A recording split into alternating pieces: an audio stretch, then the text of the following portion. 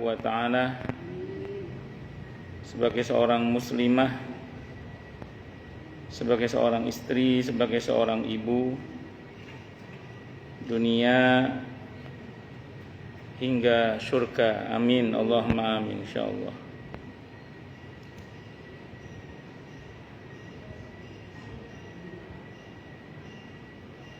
Allahumma inna nas'aluka ilman nafi'a wa rizqan thayyiba wa amalan mutaqabbala wa fatahallahu lana futuhal arifin. Allahumma inna na'udzubika min ilmin la yanfa' wa amalin la yurfa' wa qalbin la yakhsha' wa du'a la yasma'. Allahumma ati anfusana taqwaha wa zakkiha anta khairu man zakkaha anta waliyuha wa maulaha. Amin, Allahumma amin, insyaallah. Sebentar nih.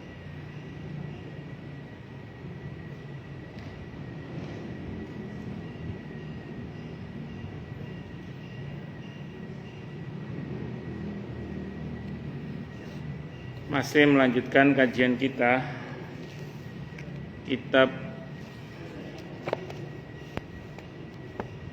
Riyadhus Shalihin karya Al-Imam An-Nawawi rahimahullah rahmatan wasi'ah wa rahimallahu lama al-muslimin. Qala al-muallif rahimahullahu ta'ala wa nafa'ana bihi wa bi'ulumihi fid dharaini amin. Bismillahirrahmanirrahim. Hadis yang ketiga sekarang nggih. Wa an Anasin, dan ceritakan dari sahabat Anas ibn Malik radhiyallahu anhu. Annahu, sungguhnya beliau sahabat Anas ibn Malik radhiyallahu an marra lewat ala sibyanin, melintasi sekelompok anak kecil.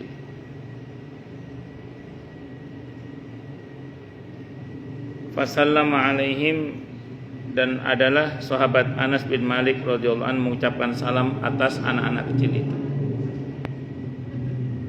Wa qala, dan berkata siapa sahabat Anas bin Malik radhiyallahu an, karena ada siapa an-nabiyyu, adalah siapa nabi kita Muhammad sallallahu alaihi wasallam, yaf'aluhu, berbuat demikian. Muttafaqun alaih, hadisnya Bukhari Muslim. Nabi itu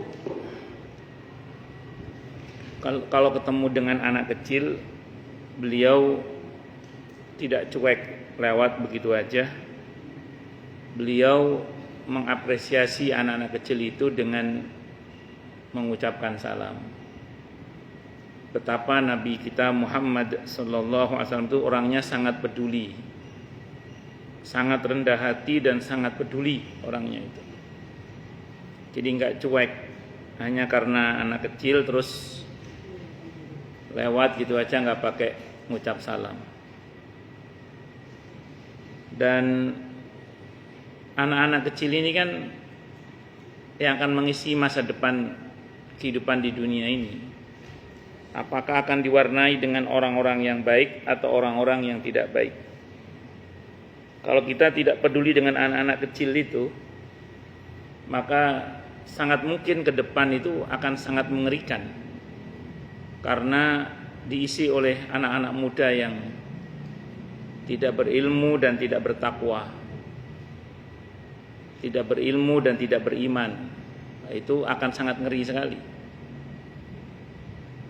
Tapi sebaliknya, kalau generasi muda itu kita bina dengan baik dan benar, maka besar harapannya ke depan itu akan diisi oleh anak-anak muda yang berkualitas, baik ilmu, iman maupun ketakwaannya. Tentu semua dengan izin Allah Subhanahu wa ta'ala. Ibu-ibu sekalian, hafidhani wa hafidhakunallah.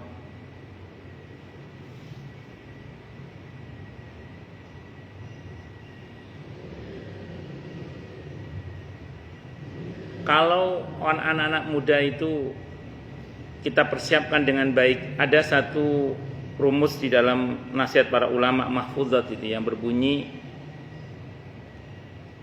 Rijalul yaum syababul yaum rijalul qad. Jadi anak muda sekarang itu adalah tokoh-tokoh yang akan mengisi kehidupan di masa yang akan datang.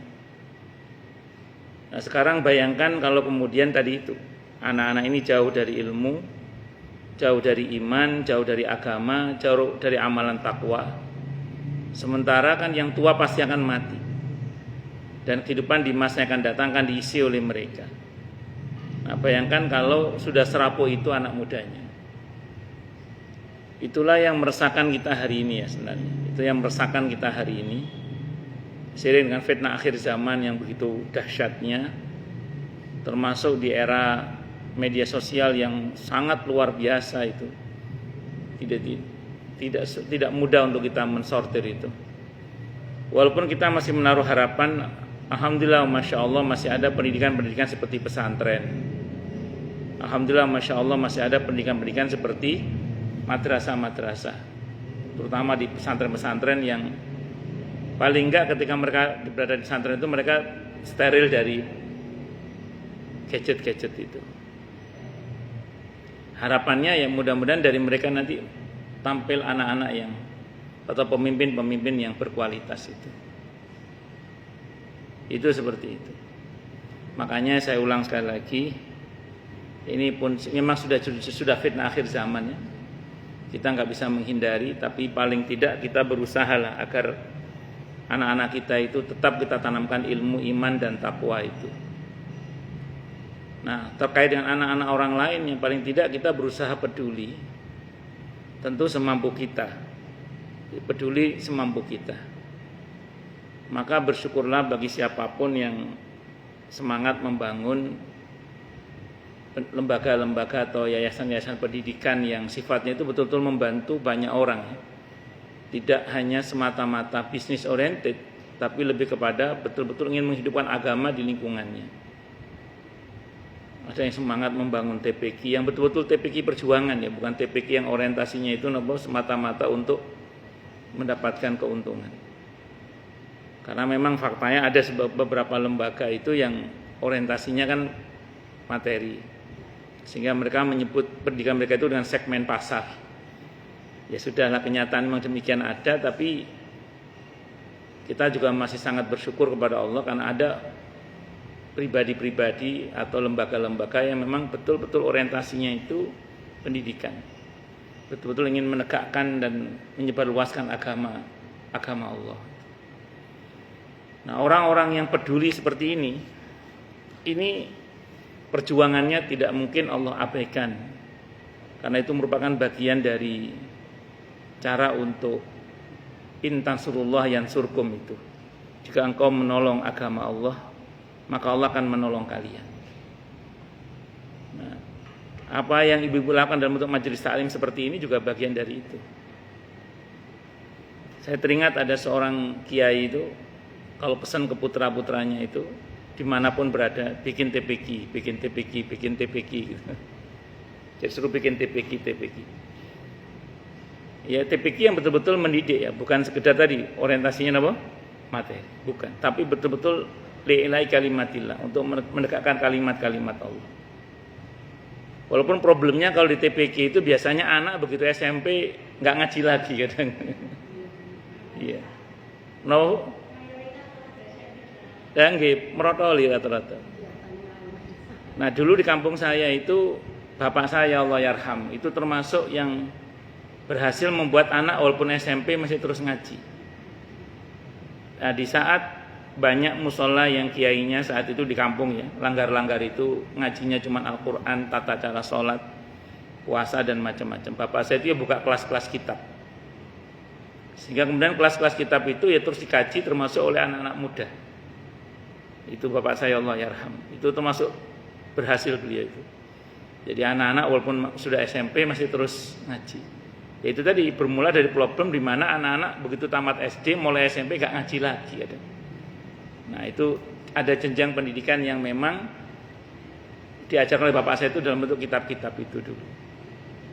Iya kalau meneruskan ke pesantren alhamdulillah, kalau enggak kan mandek di situ aja pendidikannya. Allahu Akbar. Nah, Ini kalau kita itu patut resah kalau sampai anak kita itu lemah nih. Lemah ilmunya, lemah imannya, lemah ketakwaannya. Nah, keresahan itu harus diwujudkan dalam tindakan konkret dengan cara mendidik mereka sebaik mungkin. Ini kita semua belajar ya, maksud yang ngomong juga masih belajar. Tapi memang kalau perihal ngaji, perihal sholat harus tegas. Perihal masalah-masalah berkaitan agama itu kita mesti tegas. Kita dialogkan tapi harus ada ketegasan tetap. Jadi harus ada ngaji, waktu ngaji. Harus sholat, harus belajar, harus tidak boleh tidak, harus. Karena kalau nuruti anak iso gak sinau tenanan. Seperti itu. Ya anak itu macam-macam. Ada yang sadar dengan tugasnya, ada yang nggak sadar kan. Ya itu harus disadarkan. Disitulah butuhnya ketegasan orang tua. Nah, kadang ada sebagian orang tua zaman sekarang itu karena terprovokasi oleh teori parenting, kadang malah tidak mendidik. Karena teori parenting sekarang itu harus dikonfirmasi ke ajaran agama. Kalau tidak, melemahkan beberapa teori parenting itu. Allahu Akbar. Bayangkan coba, yang dicecar kan selalu orang tua tidak boleh marah sama anak, tapi seolah-olah ada pembenaran ketika anak itu kurang ajar sama orang tuanya kan. Saya sering bilang ke istri itu, ini bukan soal kalah menang, tapi orang tua tidak boleh kalah dari anak. Itu pesan saya ke istri itu, dari dulu itu. Saya pesan ke istri itu, orang tua tidak boleh kalah sama anak. Ini bukan soal kalah menang, tapi orang tua tidak boleh kalah sama anak. Ini soal pendidikan. Ini soal apa? Pendidikan. Alhamdulillah, Masya Allah, termasuk yang baiklah, Insya Allah itu seperti itu.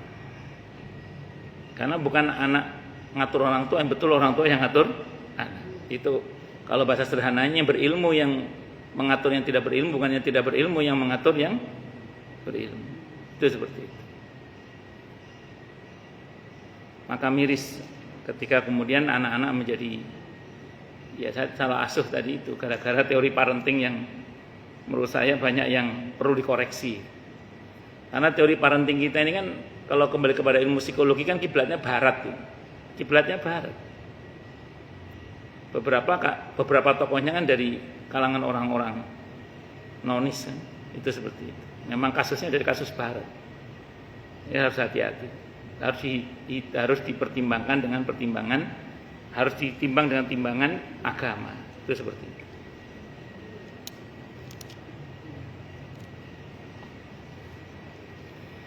Wa anhu, dan diceritakan dari Abi Hurairah dari Anas bin Malik radhiyallahu anhu, qala, beliau berkata, in kanatil amatu min ima'il madinati la ta'khudhu biyadin nabiy sallallahu alaihi wasallam fatantaliqu bihi haitsu ma sya'at, rawahu al-Bukhari. Bila ada budak perempuan di Madinah itu memegang tangan Nabi kita Muhammad sallallahu alaihi wasallam, maka beliau pergi mengikuti kemana budak itu menghendaki. Jadi Nabi kadang jalan-jalan, ada sekelompok anak-anak perempuan kecil. Ima itu anak, ya bentuk jamak dari kata amat ya. Amat itu budak. Tapi di sini sependek yang saya pahami anak-anak remaja. Itu Nabi pernah dipegang tangannya, ya Nabi ngikuti. Misalnya Rasulullah jalan, ada beberapa anak yang megang Nabi, ayo Rasulullah, Nabi ditarik-tarik ngikuti gitu loh. Pernah nggak jenengan misalnya main ke rumah saudara lah atau apa, terus ada keponakan, tante Bude, terus ayo Bude ini lihat mainanku, ayo lihat mainanku Bude, lihat aku punya mainan Bude gitu. Nabi itu ditarik itu ngikut, iya gitu. Nggak terus, anak kecil nggak boleh nggak, itu Nabi itu nggak tipe orang gitu. Ketika anak-anak kecil menarik-narik tangan beliau, itu beliau ya mau nurut gitu. Jadi ngergani. Ya, kalau yang kita alami kan kadang saya pribadi misalnya kan main ke rumah saudara terus keponakan kan pamit. Ami, aku punya mainan ini Ami. Oh iya gitu. Kita sambut gitu loh. Tidak terus kita sok menjadi orang tua. Anak cilik ya apa tuh? Nabi itu mau, jadi ditarik-tarik oleh anak-anak kecil itu beliau mau gitu loh, ditarik-tarik itu mau, enggak terus anak kecil tahu apa ini. Enggak. Nabi itu sangat peduli dengan anak-anak kecil. Sampai-sampai beliau itu tidak pernah marah kepada anak kecil walaupun anak kecil itu mengganggu. Dalam pengertian yang positif ya. Contoh kayak gini misalnya. Ini contoh. Ketika Nabi kita Muhammad sallallahu alaihi wasallam sedang khutbah, tiba-tiba Sayyidina Hasan dan Sayyidina Husain radhiyallahu anhum yang masih kecil saat itu berjalan tertatih-tatih masuk ketika Nabi sedang khutbah. Nabi langsung turun dari mimbar, digendong dua cucunya itu, sambil beliau bersabda, dibawa ke mimbar, innama amwalukum wa auladukum fitnah, bahwasanya harta kalian dan anak-anak kalian itu adalah fitnah. Itu Nabi tidak terus marah kepada Sayyidina Ali dan mengatakan, Ali, anakmu loh kok cekeli, mboten. Enggak. Lalu Nabi digendong cucunya itu naik ke atas mimbar. Nabi itu tidak terus kemudian anak kecil, enggak. Nabi tidak marah kepada bapaknya dan mengatakan, ini kalau anaknya ganggu yang dosa orang tuanya loh ya, ayo, enggak gitu. Nabi enggak gitu. Nabi biarkan. Karena mereka jangan sampai punya kesan bahwa majelis-majelis agama itu majelis-majelis yang menyeramkan. Sehingga anak-anak itu ada trauma terhadap majelis-majelis agama, majelis-majelis pengajian. Nabi itu menghilangkan kesan itu. Bahwa anak kecil berbuat kesalahan lumrah. Yang penting kemudian ya segera ditangani, ya, digendong. Terus, ya.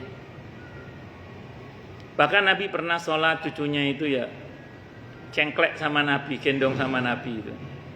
Ya Nabi sholat sambil gendong cucunya itu. Yang ketika Nabi sujud dinaikin, ya Nabi lama sujudnya sampai cucunya merasa puas, baru Nabi berdiri. Itu Nabi kita Muhammad SAW. Pernah Nabi sholat rencananya mau baca surah yang panjang. Beliau mengatakan, sebenarnya tadi saya mau perpanjang surah saya, cuman kok saya dengar ada seorang anak yang menangis. Saya takut ibunya resah, maka saya percepat sholat saya. Jadi Nabi itu juga terus mengatakan, Bu, besok anaknya jangan dibawa ya, dosa loh ganggu orang sholat. Nabi nggak gitu. Nabi biarkan anak-anak kecil itu akrab dengan masjidnya, dengan jamaah, dengan sholat dan seterusnya itu. Maka saya secara pribadi itu, ya orang punya sikap sendiri ya, cuman saya kok nggak sependapat gitu ya, nggak sependapat dengan sebagian kawan-kawan ustadz yang wanti-wanti kepada seorang ibu yang membawa anaknya dengan mengatakan, kalau ngaji tidak boleh bawa anak ya. Lah terus yang ngomong anak iki sapa di omah, mongko ibu ya butuh ngaji. Kan seperti itu. Ya kalau punya solusi kayak Hakim bagus lah. Hakim itu dulu di pesantrennya itu ada tauhid itu untuk anak ibu-ibu yang bawa anak-anaknya diparkir, ya dititip, ya bagus lah. Kayak di Baitul Jihad di Kemang Pratama 2 itu dulu anak-anak kecil kalau tarawih tetap boleh ikut sama orang tua, tarawih sendiri ada di aula, ada khusus untuk anak-anak. Bagus kalau punya solusi begitu. Tapi jangan gegabah melarang orang ke pengajian bawa anaknya. Biarkan saja. Seberapa mengganggunya. Taruh misalnya mengganggu kan biar ibunya keluar dulu aja misalnya. Ya terus kalau ibu itu tidak boleh bawa anaknya, sing ngomong anaknya lo sopo terus. Monggo ibu tuh ngaji. Dan biarkan anak itu mendengar pengajian dan biar dia punya kesan. Itu seperti itu.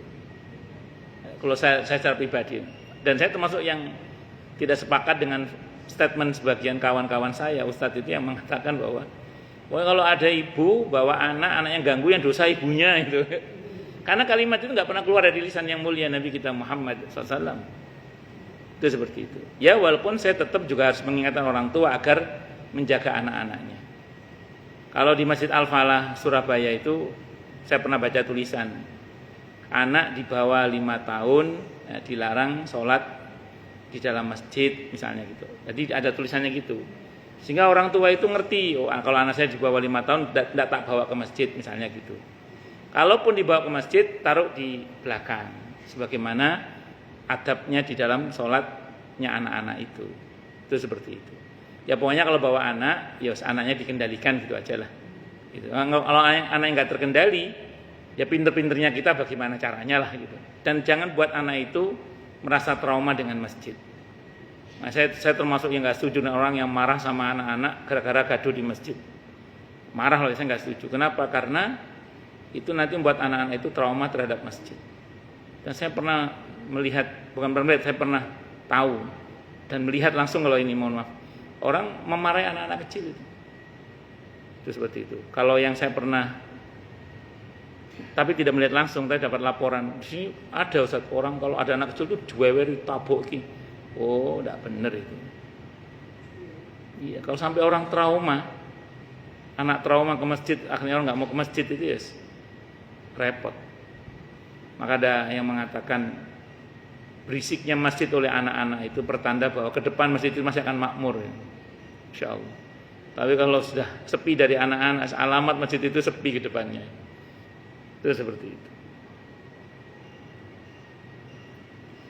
Saya ulangi, monggo DKI membuat kebijakan-kebijakan tidak apa-apa, tapi jangan membuat anak-anak trauma itu aja. Kalau Imam Malik pernah membuat kebijakan, Imam Malik ini membuat kebijakan kalau ada anak-anak sholat di masjid diselang-seling, orang besar, anak-anak, orang besar, anak-anak, orang besar diselang-seling. Itu supaya anak-anaknya tenang. Itu oleh Imam Malik dibuat kebijakan begitu. Pernah Imam Malik buat kebijakan begitu. Kalau di Istiqlal itu ada satpam yang menertibkan, bagian menertibkan. Ada muadib. Kalau di istilah bahasa Arab itu namanya muadib, juru tertib anak-anak, terutama juru tertib anak-anak itu. Kenapa?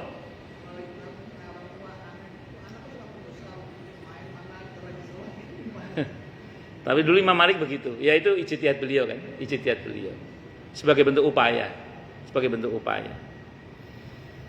Allahu Akbar. Jadi Nabi itu sangat peduli terkait dengan apa? Anak-anak. Wa 'anil Aswad ibn Yazid, dan ditakan dari Aswad ibn Yazid. Qala, beliau berkata, sa'altu, aku bertanya Aisyah kepada Siti Aisyah radhiyallahu anha, maka nabiyyu yasau fi baitihi, terkait dengan apa yang dikerjakan oleh Nabi kita Muhammad sallallahu alaihi wa alihi wasallam di rumah beliau, di dalamnya itu apa yang beliau kerjakan. Qalat, berkata siapa Siti Aisyah radhiyallahu anha, karena adalah beliau Nabi kita Muhammad sallallahu alaihi wasallam yakunu fi mihnati ahlihi, adalah beliau itu membantu keluarganya. Jadi Nabi itu kesehariannya kalau berada di rumah itu membantu tugas-tugas keluarganya atau tugas-tugas istrinya. Ta'ni khidmat ahlihi, maksudnya Siti Aisyah, Nabi itu melayani keluarganya atau melayani istrinya.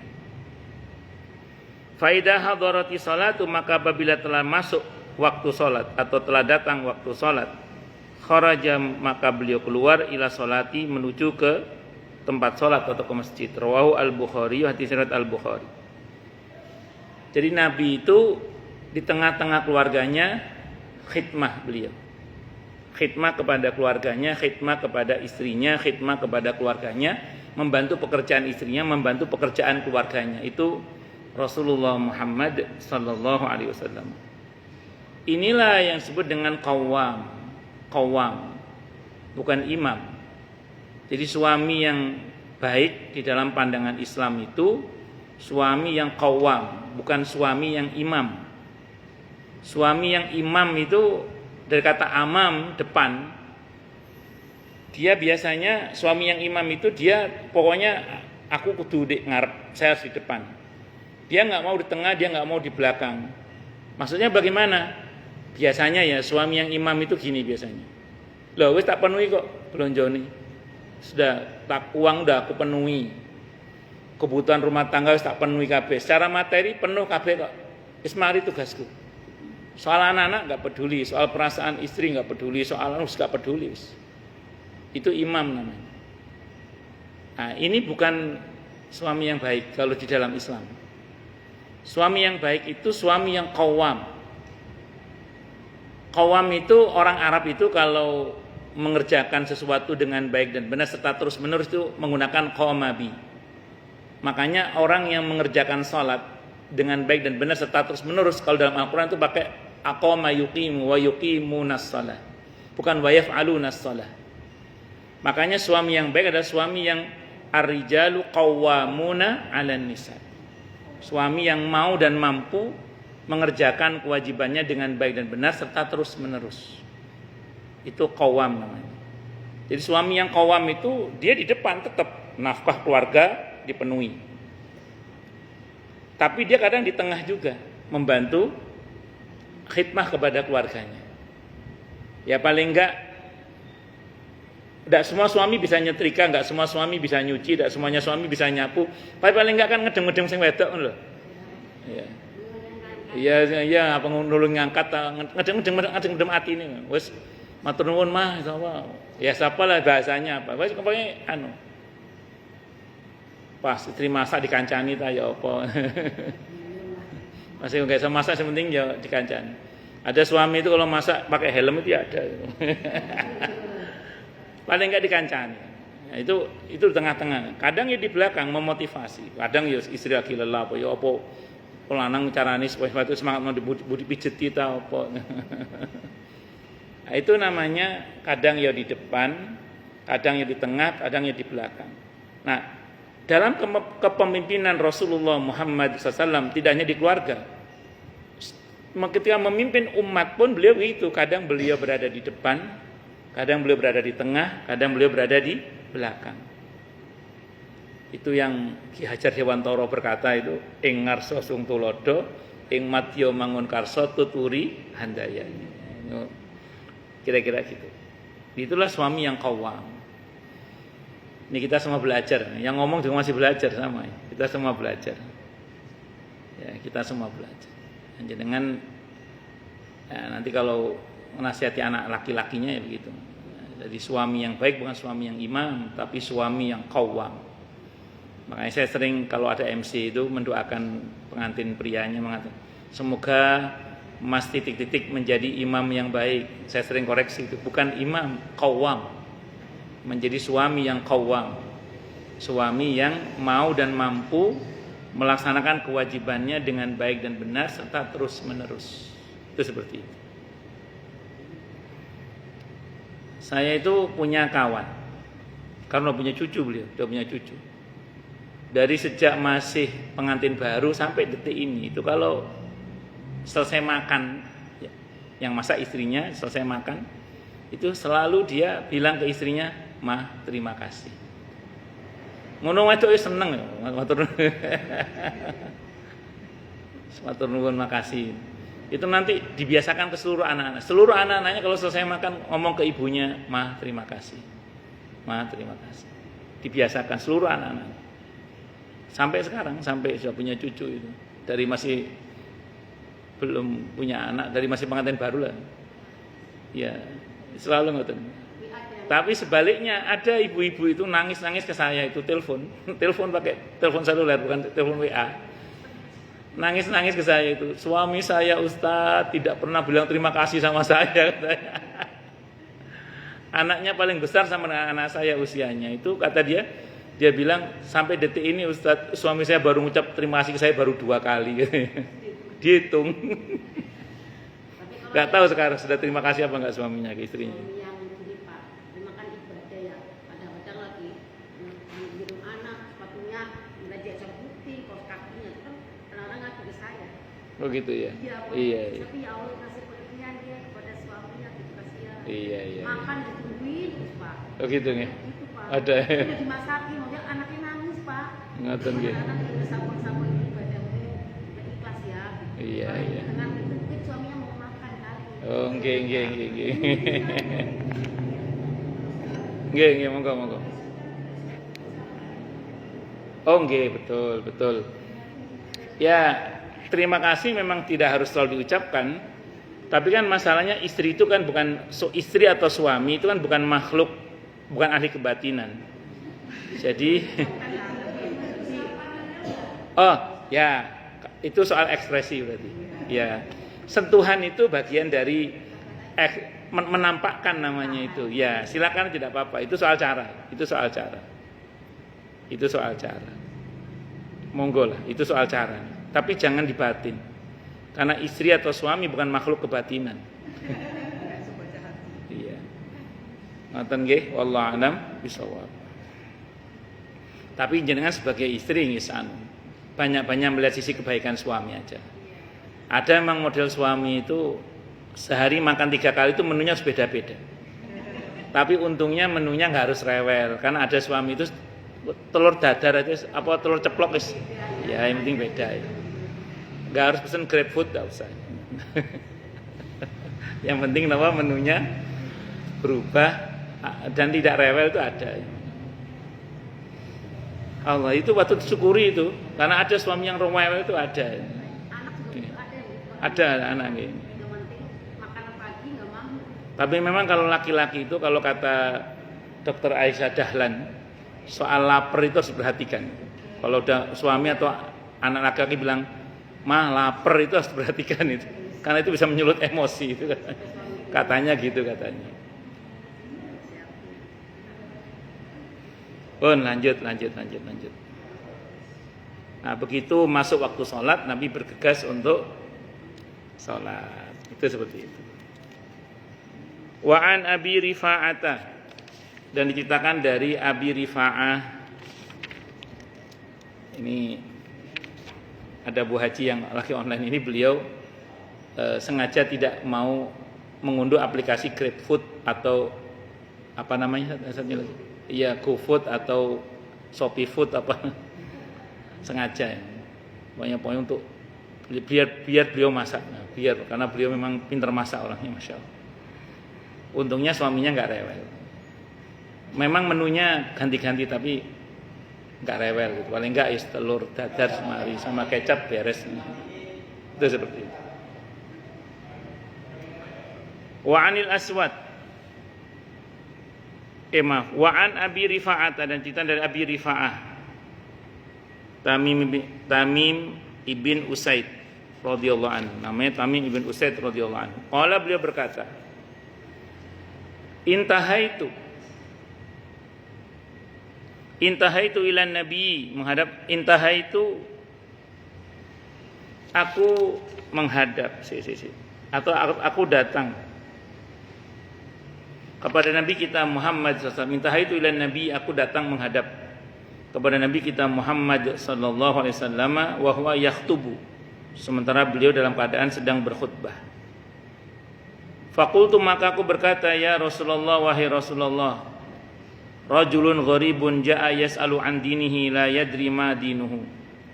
Wahai Rasulullah, ini saya seorang lelaki yang asing datang untuk bertanya tentang agamanya yang dia tidak mengetahui tentang agamanya, tentang apa-apa terkait dengan agamanya. Faqbala alayya, maka beliau menghadap alayya kepadaku. Faqbala maka menghadap alayya kepadaku siapa? Rasulullah sallallahu alaihi wasallam. Wa taraka khutbata, dan beliau meninggalkan khutbahnya hatta taha ilayya, hingga beliau sampai kepadaku. Fa'utiya bi kursiyin, maka didatangkan bi kursiyin, dengan satu kursi. Faqada alayhi, maka beliau pun duduk di atas kursi itu. Wa ja'ala, dan adalah beliau yu'allimuni, mengajari aku, mimma 'allamahullah, dari apa-apa yang Allah ajarkan kepada beliau. Summa ata khutbah, kemudian beliau mendatang khutbahnya. Fa atamma akhiran, maka beliau menyempurnakan akhir dari khutbahnya. Rawahu Muslimun, hadisnya riwayat Muslim. Pernah Nabi sedang khutbah, tiba-tiba ada seorang datang kepada Nabi, namanya Abu Rifa'ah, nama aslinya Tamim ibn Usaid. Beliau sowan menghadap kepada Nabi kita Muhammad SAW, menanyakan tentang agamanya. Beliau katakan, ya Rasulullah, ini saya orang baru, kalau bahasa kita, saya belum ngerti tentang agama saya, tolong jelaskan kepada saya tentang agama saya. Maka Nabi turun dari tempat khutbahnya itu, menghadap kepada Tamim ibn Usaid radhiyallahu anhu ini, dan menjelaskan tentang agamanya itu.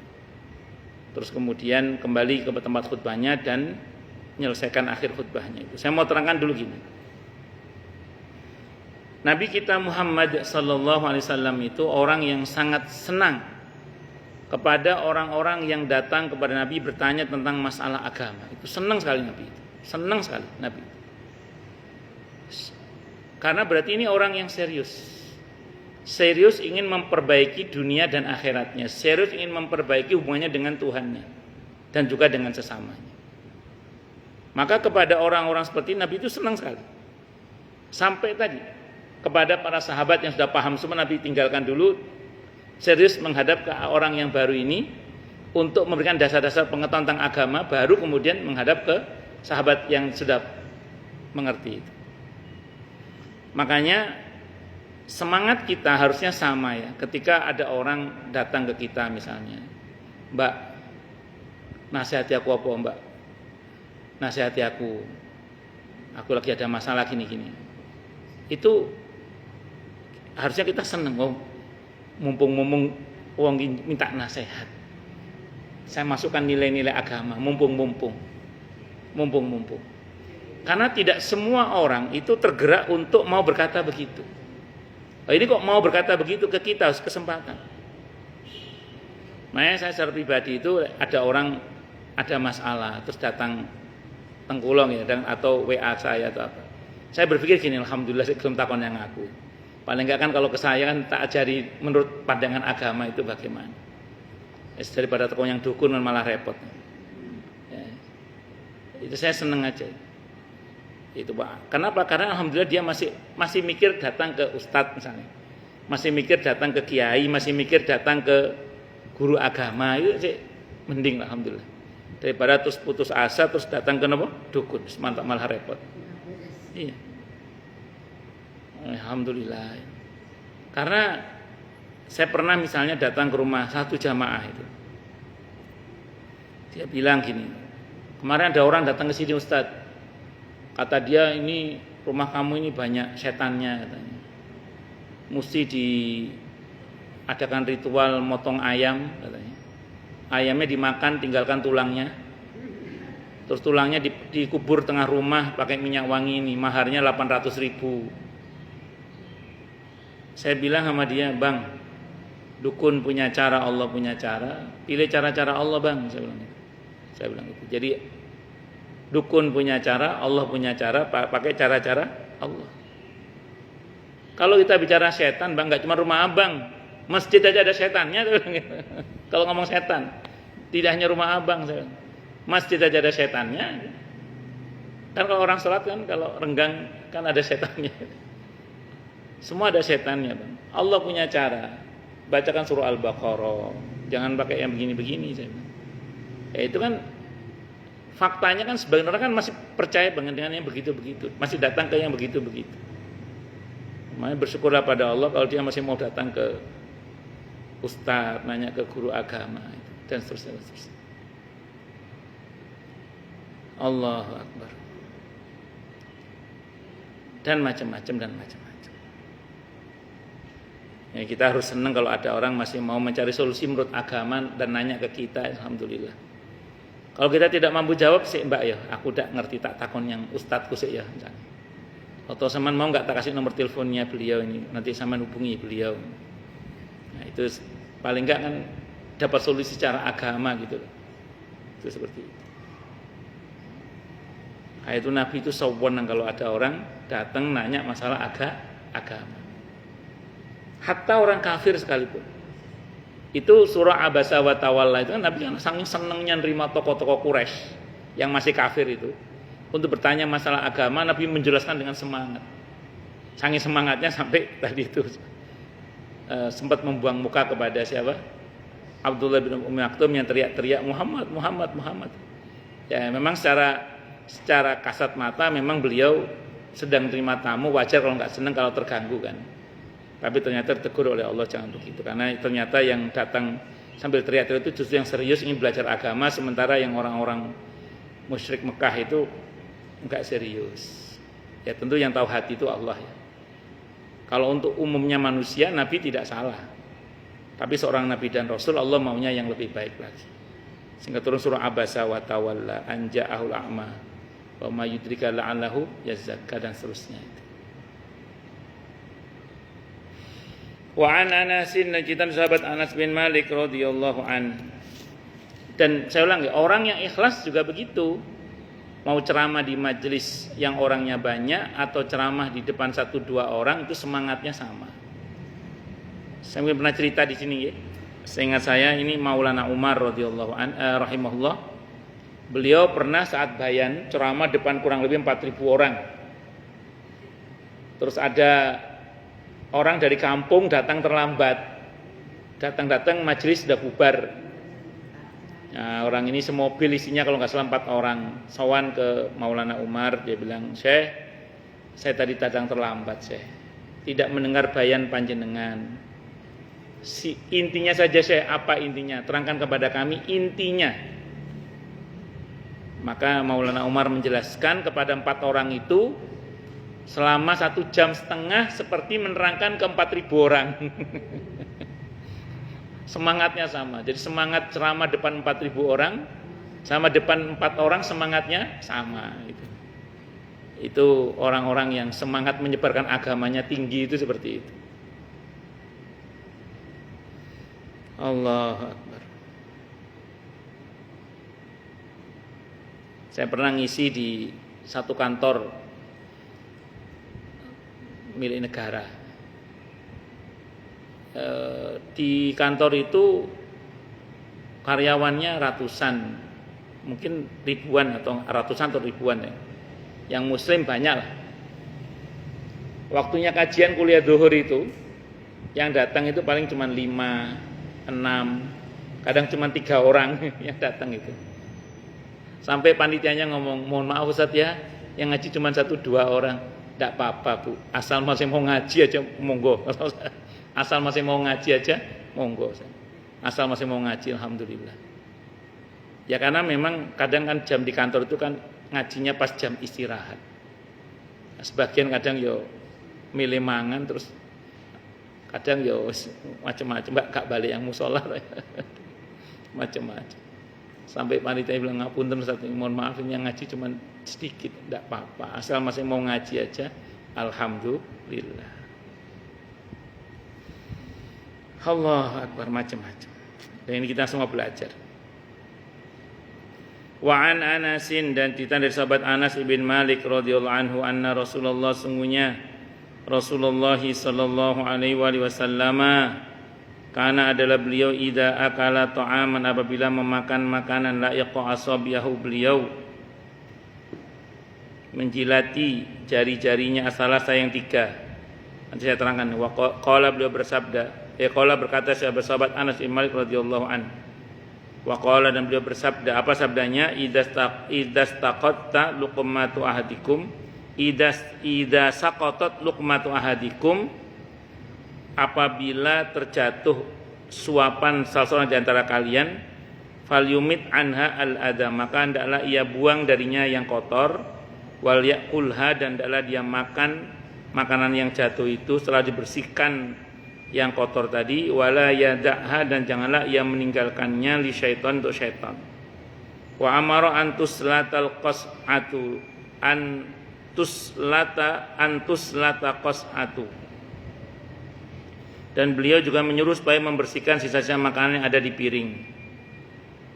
Qala, beliau bersabda, fa innakum la tadruna, maka sungguhnya kalian tidak mengetahui, fi ayyi ta'amikum, di bagian makanan kalian yang mana al barakatu, adanya barokah itu.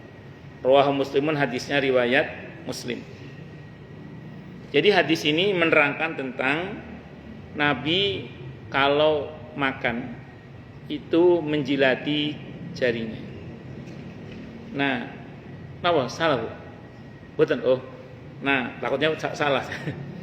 Tapi jari yang 3, Nabi itu kalau makan pakai 3 jari, bukan 5 jari. Jadi kalau ada teman-teman praktek menjilati jarinya begini tuh, oh bukan sunnah itu. Yang sunnah itu 3 jari gini loh. Masih priayi enggak? Masih priayi nggih? Tadi duduk ngono. Jaran kepang jenenge itu. Saya pernah tegur seseorang. Makan muin, jarinya begini. 5 jari. Kok gitu cara jilatinya? Sunnah Rasul Ustaz. Sampean kalau baca hadis yang lengkap, saya bilang Nabi itu kalau makan pakai 3 jari. Dijilati jarinya itu gini loh mas. Kok ini mas? Satu. Yang kedua Nabi itu menjilati piringnya kadang. Jadi di samping nggak menyisakan upong itu terus menjilati piringnya. Nah piring itu gini. Di antara yang Nabi makan itu terkadang berkuah. Nah, ciri khas Nabi itu kan tidak menyisakan makanan. Maka kuah yang kuah yang ada di piring itu kan atau mangkok itu diuyuk ini. Nah, kadang di ujungnya ada serpian-serpian itu di ujungnya. Begini kan? Gitu. Jadi bukan terus piring begini. Itu ya itu jaran kepang tadi itu. Kan kita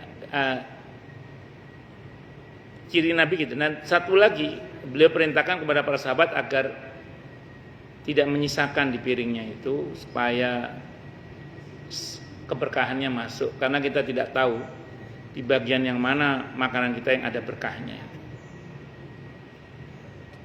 Cuman saya secara pribadi itu kadang agak repot. Kadang kalau jadi ustadz itu makannya itu ditandingkan itu loh. Akhirnya kan nggak sesuai dengan perut saya. Dikiranya karena saya orangnya panjang kali lebar, terus kemudian orang kiranya saya makannya banyak. Padahal saya itu kalau depan jamaah makannya dikit. Kalau depan jamaah beda lagi. Nggak tahu kalau depan jamaah itu saya nggak bisa makan banyak emang. Iya, nggak tahu kenapa ya. Dari dulu bukan jaim, tapi memang begitu. Ya nggak bisa makan. Makanya saya kalau udah diambilkan makan itu saya agak pusing itu. Pasti nggak akan habis, karena kan dia nggak tahu ukuran perut saya. Makanya saya ada beberapa tempat itu karena kebiasaan saya diambilkan itu. Mesti saya nggak mau makan, mesti saya pamit dulu. Kenapa? Karena saya tahu ini ngambilnya banyak nanti ini. Tapi di beberapa tempat yang saya ngambil sendiri itu saya mau makan itu biasanya. Jadi karepnya itu bagus ya, naningkan ustadznya itu karepnya bagus. Iya perhatian. Padahal itu malah ustadznya malah pusing, ini ya piye ngenteknone iki. Itu. Tangan nggih, pakai tangan. Mungkin karena zaman itu belum ada sendok kali Bu. Belum ada suruh. Tapi memang kan hikmahnya makan pakai tangan memang lebih sehat kalau dicuci dulu tangannya ya. Itu seperti itu. Dan kalau ada yang jatuh, sekiranya masih bisa diambil dan dibersihkan bagian kotornya, itu tetap kita ambil dan kita makan. Kalau misalnya kita nggak berkenan, taruhlah misalnya udah kotor banget, udah cici, nggak usah kotor, nggak usah diambil. Misalnya. Itu kalaupun mau kita buang, dalam hati niatkan, saya niat ngasih makan hamba Allah yang lain. Dalam arti binatang-binatang yang membutuhkan dia. Ya semut dan kawan-kawan. Niat ngasih makan mereka. Tapi kalau sekiranya masih bisa diambil dan dibersihkan. Tapi kalau nggak bisa ya sudah, niat ngasih makan hamba Allah yang lain. Itu sunnah Nabi kita Muhammad SAW. Dan keberkahan pada makanan itu, kalau kita makan yang bagian ada berkahnya itu, insya Allah. Karena barokah itu kan subutul khair, tetapnya kebaikan. Barokah itu khairun alladzi yazdad, kebaikan yang terus bertambah. Maka insya Allah itu menyehatkan, bahkan menjadi asbab kebaikan-kebaikan insya Allah. Kenapa? Karena itu merupakan bagian dari barokah tadi itu. Pun lanjut.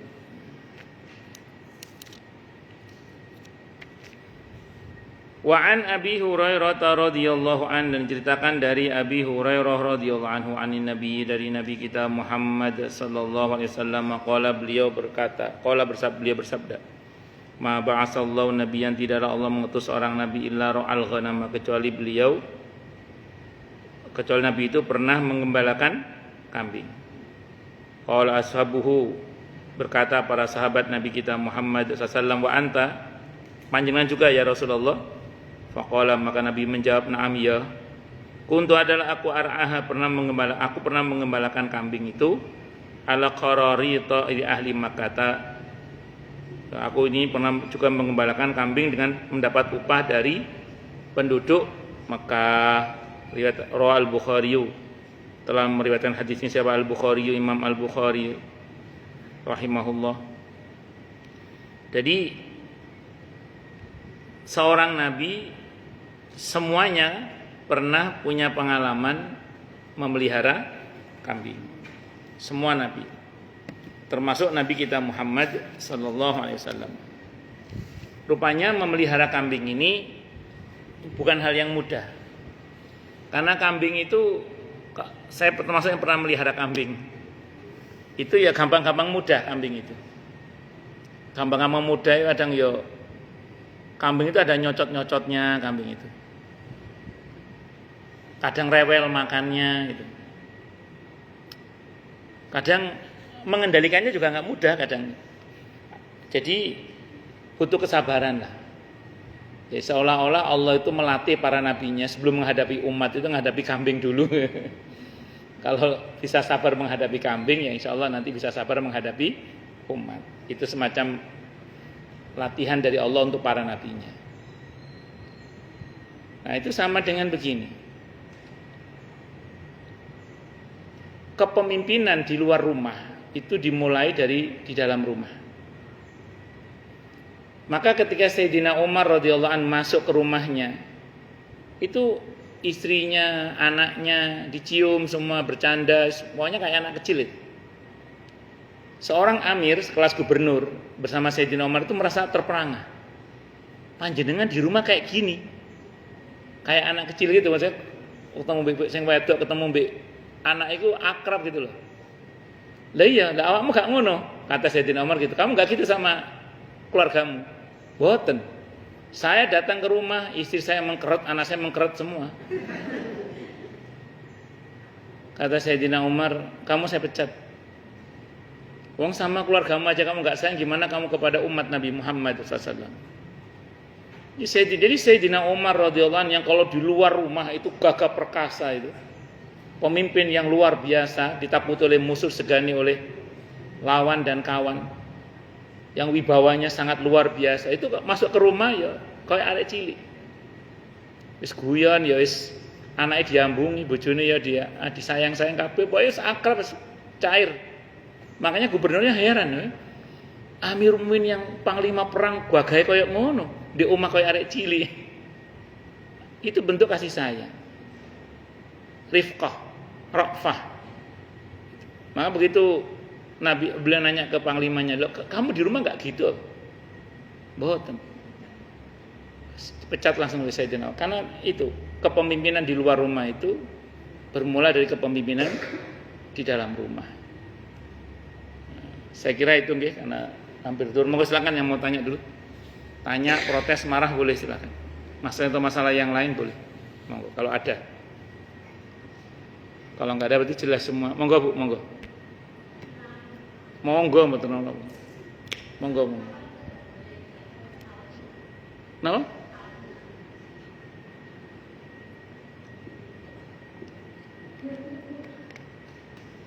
Dengar-dengar katanya itu ya, tempat di mana adab pernah turun. Ya kalau memang itu betul ya, walaupun ada banyak informasi saya nggak paham juga itu. Karena katanya bukan di situ turunnya adab, tapi agak jauhan dikit itu. Saya nggak paham deh itu. Taruhlah misalnya di situ memang turun adab. Di tempat di mana adab pernah turun, itu Nabi biasanya berpesan kepada para sahabat. Jangan lama-lama di sini, ayo cepetan. Itu pesan Nabi kepada para sahabat. Biasanya pesan Nabi kepada para sahabat, ayo cepetan. Yang kedua pesan Nabi biasanya jangan minum airnya. Lagi sekarang orang-orang malah ke situ foto-foto berlama-lama makan. Ya kalau memang itu betul ya, kalau memang itu karena ada beberapa informasi yang simpang siur yang saya tahu. Ada yang mengatakan bukan situ turunnya adab, agak sanaan dikit atau gimana saya nggak paham itu. Ada yang mengatakan begitu. Tapi kalau memang betul itu tempat di mana adab itu diturunkan ya jangan ke situ. Jangan ambil paket umroh yang ke situ. Kalau nggak diambil rugi dong Ustaz. Ya cari travel yang lain yang tidak ke situ. Itu seperti itu. Kalau memang betul ya, itu tempat yang turun adab. Makanya nanti gini, kalau ibu misalnya umroh ada paket yang ke situ, tanya ke pihak travelnya. Itu bukannya tempat yang adab turun, tolong jelaskan bersama kami. Kalau memang iya kita nggak usah ke situ lah. Tujuan kita untuk umroh kok sebenarnya kan tidak untuk. Kalau ke Taif masih mending. Walaupun ada yang mengatakan katanya itu bukan di situ tempatnya adab turun katanya, agak kemana dikit itu katanya. Tapi yang saya ulang, kalau memang betul itu tempat adab itu diturunkan, karena saya nggak tahu yang sejatinya ya, maka jangan ke situ lah. Kalaupun ke situ jangan lama-lama, jangan minum airnya juga. Kalau pesan Nabi sih gitu. Wallahu a'lam bishawab. Monggo yang lain silakan. Nggih monggo Bu.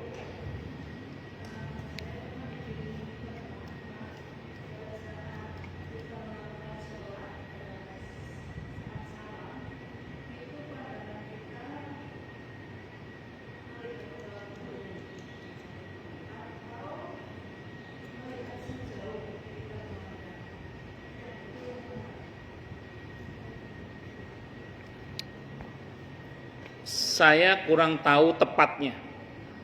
Tapi kalau pakai disiplin madhab, saya pakai disiplin madhab. Kalau di dalam madhab Syafi'i misalnya gitu ya, para 4 madhab bahkan sependek yang saya pahami, tapi ini terutama dalam madhab Syafi'i, itu sebelum salam itu kita hadapkan wajah kita ke arah kiblat. Ini kalau kita bicara kajian disiplin madhab ya, hadapkan ke arah kiblat terlebih dahulu, baru noleh saat kalau madhab Hanafi. Assalamualaikum warahmatullahi. Ini madhab Hanafi. Kalau madhab Syafi'i, Assalamualaikum warahmatullahi. Nah itu pas warahmatullahi itu menghadap ke arah kanan. Nah, terus dihadapkan kembali ke arah kiblat wajahnya, terus Assalamualaikum warahmatullahi wabarakatuh. Nah, ibu melihatnya ke bawah gini ya. Saya belum tahu itu yang itu. Kalau yang saya tahu begini. Kalau yang lihat ke arah bawah saya belum tahu. Ibu nyuruh bilang menghadap ke arah bawah ya. Teman ibu tadi bilang menghadap ke arah, ya saya belum tahu itu. Kalau yang saya tahu ya begini aja. Itu yang kalau kita mau kajian disiplin madhab ya, bukan sebagaimana videonya Ustadz yang viral itu bukan, tapi sebagaimana yang disiplin madhab. Kalau dalam madhab Syafi'i itu gitu, 4 madhab yang saya tahu itu wajah kita dihadapkan ke arah kiblat terlebih dahulu sebelum salam itu. Nggak harus sih, cuman itu kalau kita mau bicara disiplin madhab. Jadi kan innaka hamidum majid, itu doa-doa mau salaman menghadap arah kiblat dulu, terus baru assalamualaikum warahmatullahi wabarakatuh. Itu kalau mazhab Syafi'i. Kalau mazhab Hanafi assalamualaikum warahmatullahi wabarakatuh. Assalamualaikum kalau Hanafi, kalau mazhab Syafi'i assalamualaikum warahmatullahi wabarakatuh. Terus bagaimana kalau kita ngikuti yang di video viral itu, misalnya assalamualaikum warahmatullahi wabarakatuh, assalamualaikum warahmatullahi wabarakatuh, assalamualaikum, ya tetap sah, tidak ada masalah, tetap sah tuh. Yang di video itu juga sah, nggak ada masalah. Yang salah itu yang nggak sholat. Apa Bu?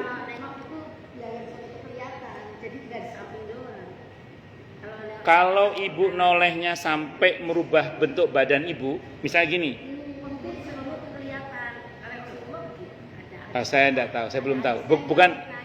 Bukan tidak ada, saya belum tahu. Bukan tidak ada, saya belum tahu. Kalau saya bilang nggak ada, nanti ternyata ada, malu saya. Jadi saya belum tahu.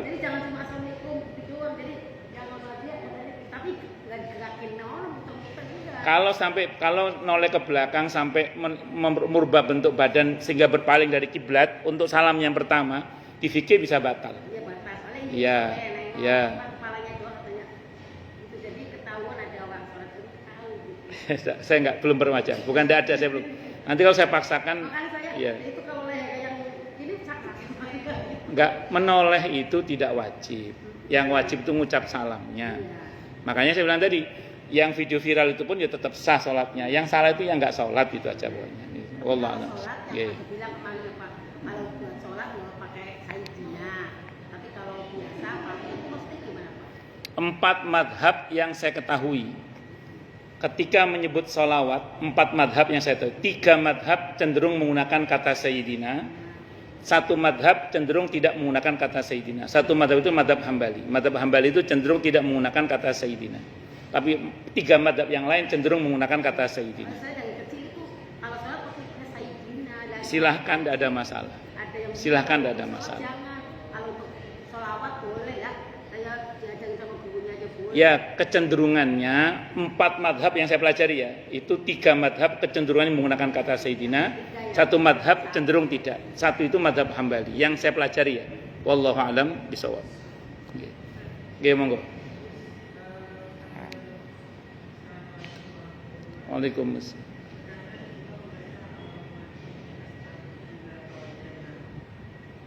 Terus.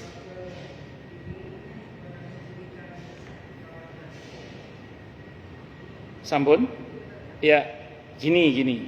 Kalau ibu nanya ke saya, secara hukum doa itu tidak ada masalah. Cuman jangan pernah bilang itu sunnah Nabi kalau bukan dari